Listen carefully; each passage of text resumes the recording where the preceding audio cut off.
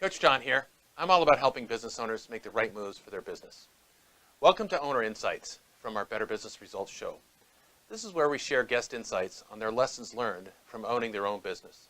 Now today's guest is Stephanie Chung, and Stephanie is an energetic executive coach.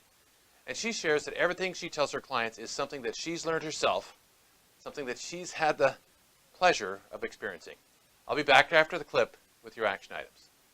What are the things that you've learned? What are the most valuable lessons you've learned from being a small business owner? Wow. So a couple things in those questions. So first one, I was in corporate for about 30 years, and then I've been an entrepreneur running my own business. And you're right, as a salesperson, you're kind of you're running your Yeah. own business anyway. But in regards to my own executive coaching practice, I've been doing that for 4 years.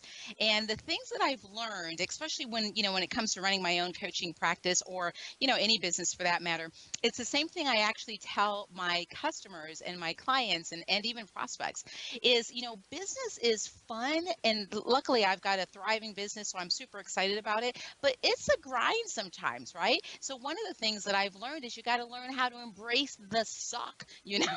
There are Yeah. times that the road is rough, and you're going to kind of want to pull your hair out, but instead of giving up, or instead of shrinking away from it, hey, it's a new challenge and a new obstacle that you need to pull up from within you to kind of break it down, if you will. So I've learned to embrace those days that are great, and I've learned to really tackle and hit those days that aren't so great head on as well. So that's one thing that I've learned. The second thing that I would say I've learned is really being patient. Whether it's being patient with people, being patient with vendors, being patient with yourself. When you run your own business, you have this vision of where you want the business to be, and you want it there yesterday, right? But Absolutely.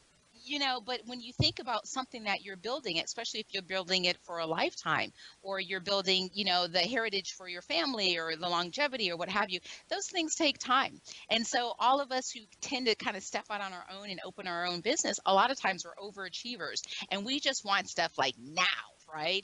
But usually the best thing that you can do is to really just give yourself a break and know that, building it right the first time, one step at a time, is really one of the best gifts that you can give to not just your business, but, all those people that your business serves.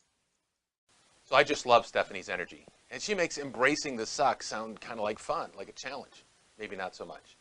She talks about being patient and giving yourself a break and building it right the first time, one step at a time. So here's your action items. What do you need to do for those days that are a little more challenging, for those days that are just not so good or maybe really lousy? How do you get back on the horse? Build a plan for those days. Maybe you need a little break. Maybe there's an activity or an action that you can do that will help you get back on the horse a little bit faster. Now, in what areas do you need more patience?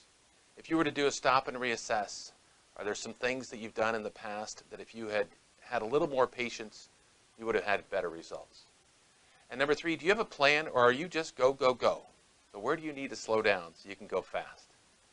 If you're looking for some answers to these issues, you can give us a call, or you can leave a note. It's your forum. Mostly, though, we'd like to hear your feedback. Scroll down and leave us a comment and tell us what you think. How do you embrace the suck?